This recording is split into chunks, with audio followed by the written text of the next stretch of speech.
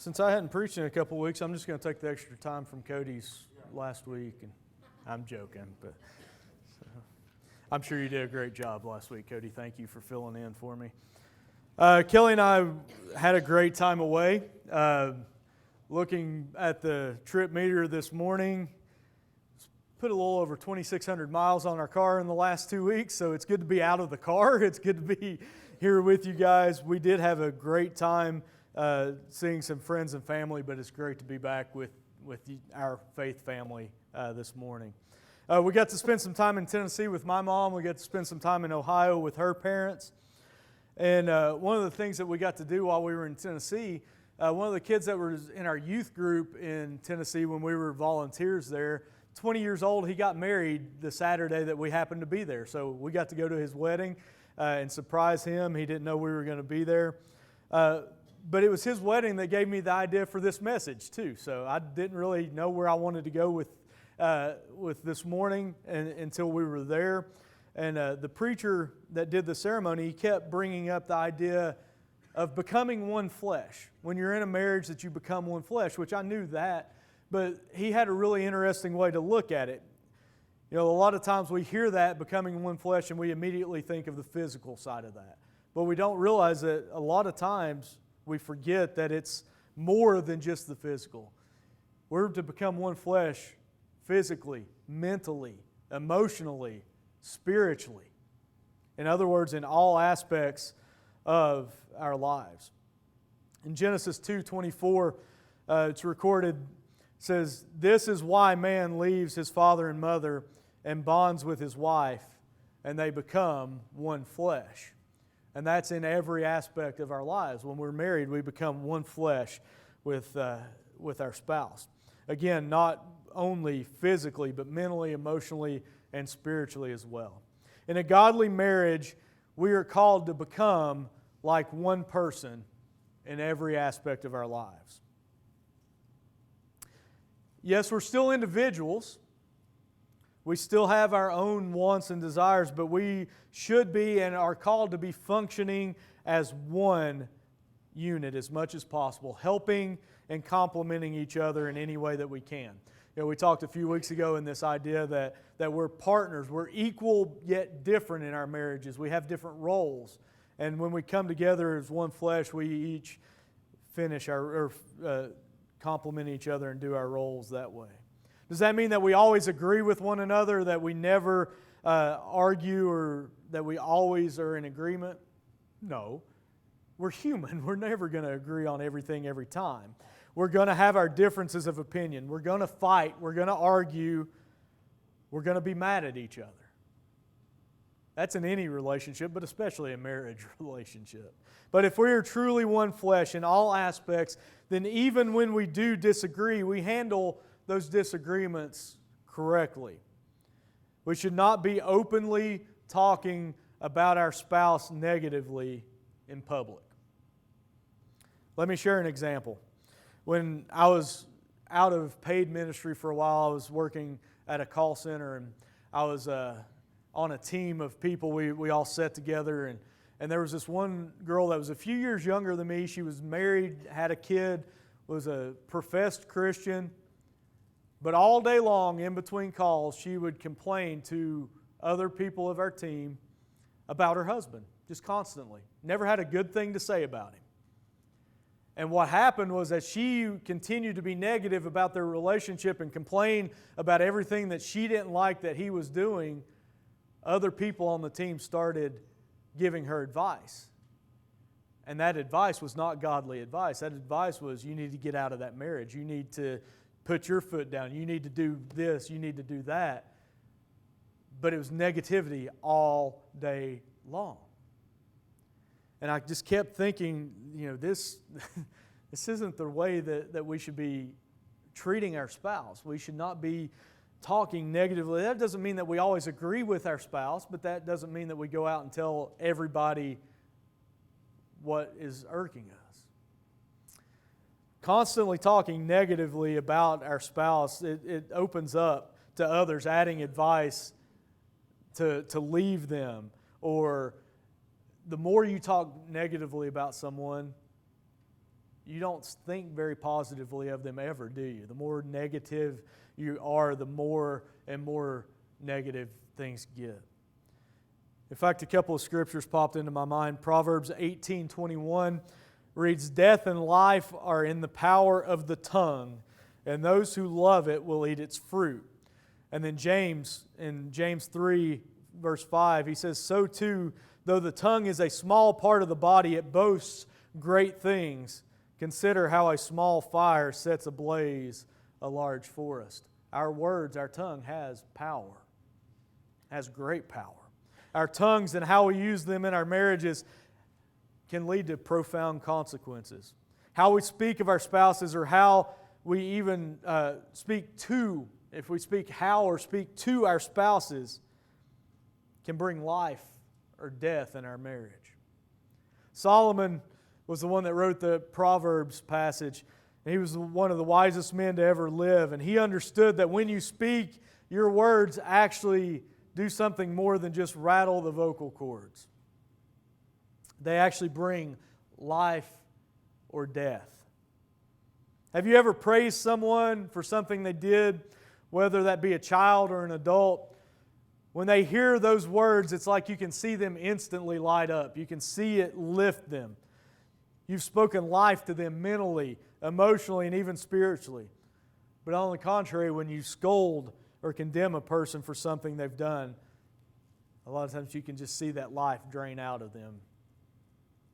You've spoken death to them. You can speak life or death into a person based on how you speak to them or how you even speak about them. So what happens when you speak negatively of your spouse or even to your spouse?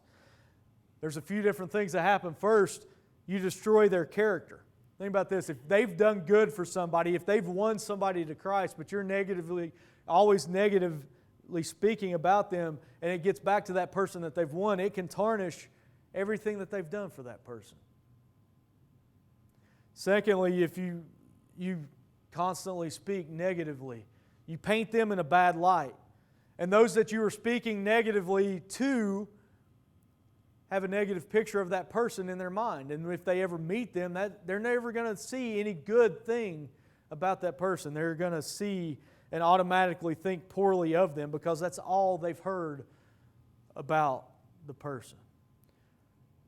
Third, and maybe most importantly, if you continue to do this, you allow the devil to get a foothold in your marriage by dwelling on the negative things that may have happened.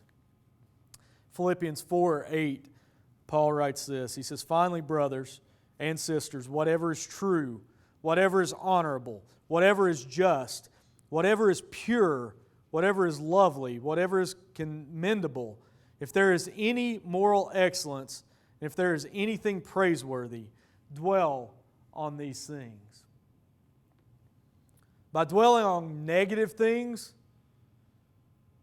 within your relationship, you foster negative emotions and reactions that coincide with those thoughts. And out of the overflow of your heart, not only does your mouth speak, but your actions are lived out. And by dwelling on negative, you create a wedge within your relationship and allow the devil just a tiny foothold. And if you give him an inch, he takes a mile. The more you speak those negative things, the more you kill your marriage. We're to be one flesh. That means that we cannot be selfish in our marriages. That may be one of the hardest things for a newlyweds is learning that we can't be selfish. We can't always think just about ourselves. Marriage will cost you something. And in the long run, if you do it right, it will actually cost you yourself. And what I mean by that is just like following Jesus will cost you yourself. I came across an article recently that spoke of just this very thing, this idea. And it's actually an excerpt from a book by Deborah Felita called Choosing Marriage.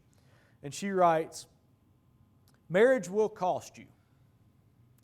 When you think of the cost of marriage, what comes to mind?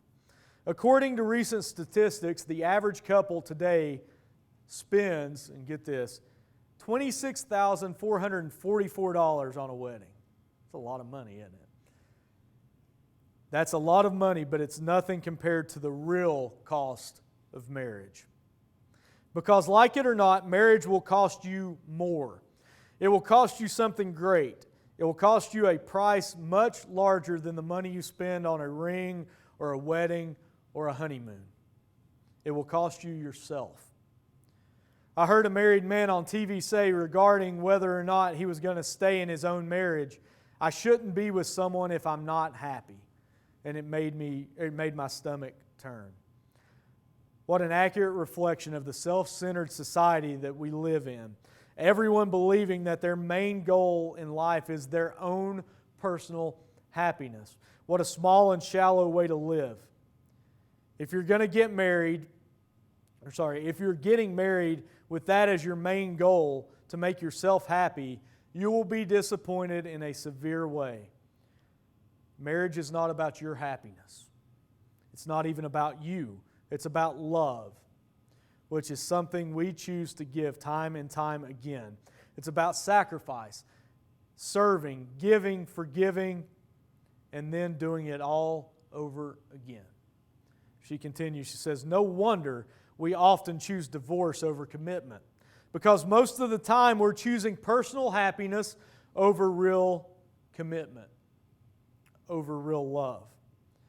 They say marriage teaches you more about selflessness than you ever wanted to know. I have found that phrase to be true in my relationship with my husband, because at the heart of it, real love is all about sacrifice, about the giving of yourself in ways big and small. That's what marriage will cost you. And then she wrapped up, she says, it's about offering forgiveness when you've been hurt. It's about giving your time, though it's not always convenient. It's about sharing your heart when you'd rather hold back. It's about cleaning the kitchen after a long weekend, even if it's your least favorite job. It's about choosing to respond with love when you'd rather respond in anger. It's about offering a listening ear when you'd rather tune out or go to bed. It's about putting someone else's needs and desires before your own. And it's about giving up the last bite of cake just so your spouse can enjoy it. It's about putting aside your rights to make space for the rights of another. The list could go on, and it always ends with the same formula. We before me. That's what marriage will cost you. We live in a world that despises the sacrificial side of marriage and tries to explain it away.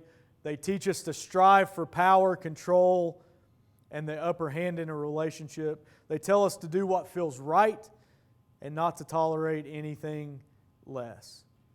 They fool us to thinking that love is about doing what makes us happy. And the second we feel less than happy, they encourage us to bail, to abandon ship, and to stop investing, to give up on love. But they've got it all wrong. Because the more we give, the better we become. Real love is not self-seeking, and it will always cost you more and more and more. Again and again and again. It will cost you your heart, your time, and your money. It will cost you your comfort, your rights, and your pride. It will cost you to lay down your life for the life of another, because only those who learn to die to themselves are the ones who get to experience the resurrection power that comes with it. Resurrection into real love, into real life, and into meaningful relationships. And as I read that, I thought, isn't that an honest look at what marriage actually should be?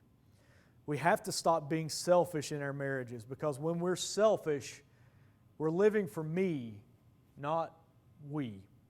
And if we're truly one flesh, physically, mentally, emotionally, and spiritually, then we truly need to be living as we.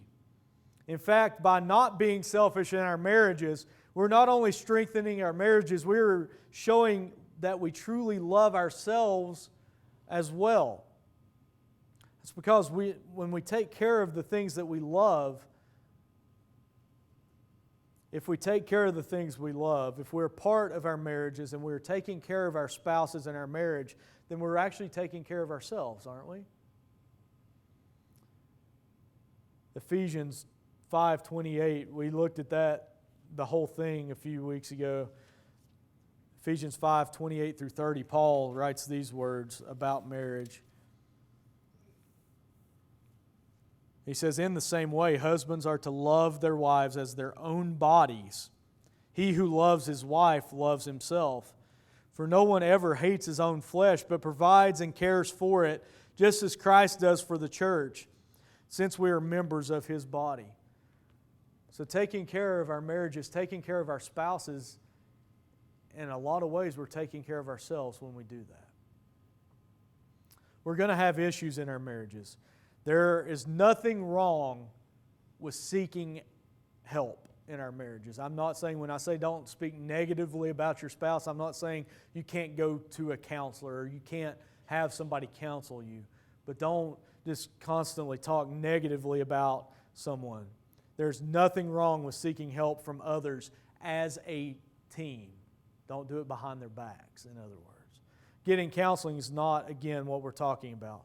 Talking negatively about our spouses is different than talking through your marital issues with someone in an effort to strengthen and guard our marriages. But in a world that says when things don't go exactly the way I want them to, it's perfectly acceptable to complain to anyone who will listen and eventually to just throw our relationship away. In a world that says that, how do we truly function as one flesh? Well, I'll take you back to Philippians 4:8 and Paul's wording there. He says, "Finally, brothers and sisters, whatever is true, whatever is honorable, whatever is just, whatever is pure, whatever is lovely, whatever is commendable, if there is any moral excellence, and if there is anything praiseworthy, dwell on these things." In other words, speak highly of your spouse in public. Think of the good things that they do. No marriage is going to be perfect. But if you add negativity to it, it's going to make it that much harder. Any decision you need to make this morning, now's the time to do so as we stand and sing Trust and Obey, number 571. We're going to sing the first and the fifth.